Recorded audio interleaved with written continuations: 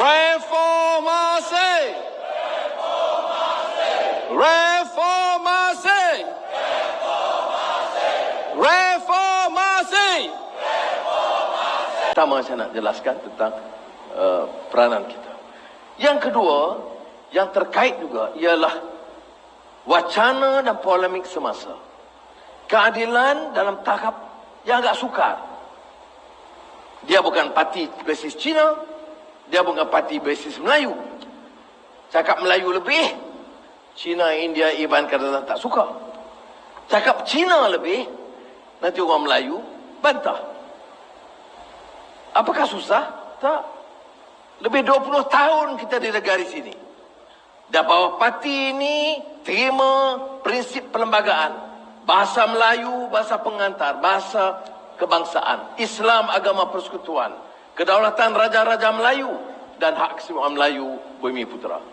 Tak ada langsung. Orang Cina tak setuju yang ni, tak boleh masuk keadilan.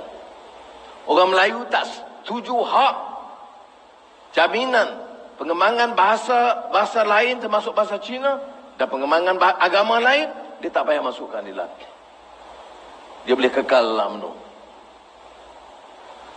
Jadi ini penting yang saya tekankan kerana sekarang ini wacana bangkit semula.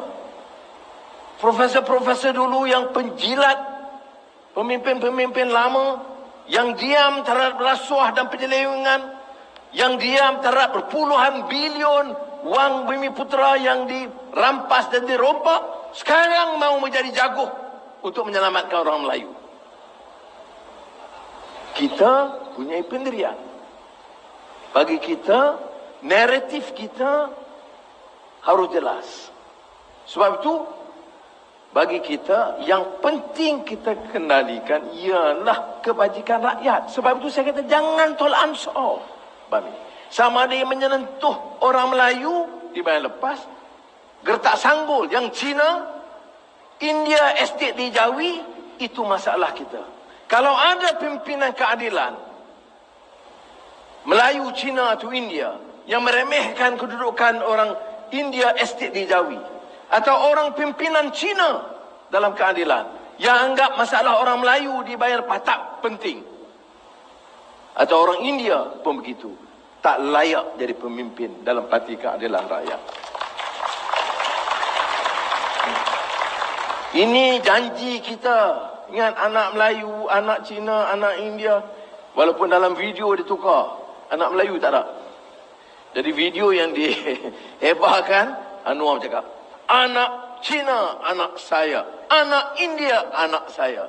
Jadi ditanya pula, mana anak Melayu? Dah hang potong dah. Haram sungguh. Ya. Jadi saudara kena ingat itu. Jadi agenda kita, sebab itu kita tukar naratif. Jangan disesalkan jeritan mereka. Itu kerja mereka. Cara selamat. Saudara, kalau sudah nak selamatkan negara ini, saudara ada peranan penting untuk betulkan balik landasannya. Kalau nak selamatkan negara ini, kita harus kekal dengan prinsip kita, berani menjelaskan dan bawa naratif yang jelas. Basmi kemiskinan tanpa kira kaum, kerana majoritinya tetap Melayu dan Bumi Putera, dan kelompok kecil Cina dan India terutama di estate mesti diberikan pembelaan. No party, no leader other than parti keadilan akan bercakap dengan tegas dan berani dalam soal ini. Saya tidak apologetik. Banyak orang kecam, dia kata Anwar ini dah bukan Melayu lagi dah. Dia dah tidak menjadi pencinta agama seperti dalam Abim dulu atau Melayu. Saya tak peduli. Ya.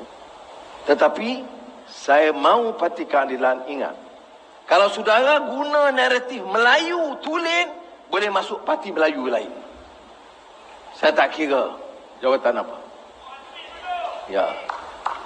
Kalau saudara mau menyelamatkan Melayu, Cina, India, Iban, Kadazan berdasarkan prinsip keadilan ini, siapa yang dituntut dalam Al-Quran menegakkan keadilan bagi semua, innallaha ya'muru bil adil wal ihsan, itu landasannya tetap dalam keadilan.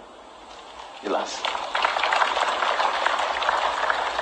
Saudara, 40 tahun dah saya ekonomi baru. Orang kita kena faham, bukan baru kita bercakap, dah 20 tahun. 40 tahun, malah bukan 20 tahun. Dalam seminar baru-baru ini yang ide anjurkan, yang saya hadir bersama Menteri Besar Selangor, Sudar Amiruddin, saya sengaja bawa balik ucapan saya tahun 1979. Di mana saya sebut, kalau kita bawa faham Melayu tulen tanpa agama, tanpa Islam, dia menjurus mengikut pendapat Naqib Al-Atas ke arah Chauvinisme. Najib tulis pada tahun 1971. Pada tahun 61, Profesor Arnold Toynbee, sejarawan terkenal dunia, menyebut apa dia keistimewaan Islam. Kehebatan agama Islam ialah extinction of race consciousness.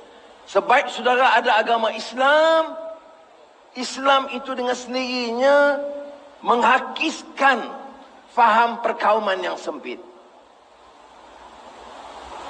Arnold Toynbee bawa kupasan itu kerana kata dia, ini kekuatan moral paling kuat agama Islam. Sebab dalam seluruh sejarah Islam, dari zaman Rasulullah SAW, Bilal itu yang Habasyi, yang gelap hitam, yang dulu hamba abdi, bukan Arab, bukan lidah fasih Arab, dia angkat kemudian jadi gubernur Madinah. Muazzin yang Nabi sebut sebagai Ahlil Baiti, keluarga aku. Ada race? No. Ada race consciousness? No. Ada color? No. Ada bahasa? No. Walaupun kemudian guna bahasa Arab ya. Tapi dia diangkat sebagai muazzin. Pernah sekali saya baca dalam Jalaluddin Ar-Rumi. Ini pasal Saifuddin banyak cerita Zambah, saya pun kena lawan. Rumi dia menulis tentang cerita Bilal. Bila Bilal itu diberikan gambaran baik yang diberi oleh Nabi, ada sahabat-sahabat yang agak cemburu sedikit. Cemburu. Pertama, kerana Bilal ini, bila Abu Dzar Ghifari panggil dia, hai anak orang kulit hitam, yabna sauda, wahai anak Pak Hitam menghijab. Kita kan bergurau kan. Saya masa duduk tajam di hospital quarters, kalau ini hitam, biasa dia pun okey. Tak hitam, Melayu, bodoh, baik. Begitu semua. Cina, tapi Cina ada perkataan saya tak boleh sebut lah, Hokian memang teruknya. Dia mula dengan lan tapi tak boleh sambung. Dan ni lah wajah saya. No, before him actually. Jadi kita betul, okey. India tak marah bila saya cakap macam tu. Melayu pun tak marah, Cina tak marah. Tetapi dari Islam dia tak benarkan. Sebab Abu Dzar panggil Bilal yang dulunya hamba abdi, Ethiopian slave, a black Ethiopian slave. Wahai anak orang kulit hitam, yabna sauda. Nabi tegur, larang 3 kali dan sebut Bilal itu ahli keluargaku. Dia naik level dia. Dia muazzin. Suaranya lantang. Black African ini.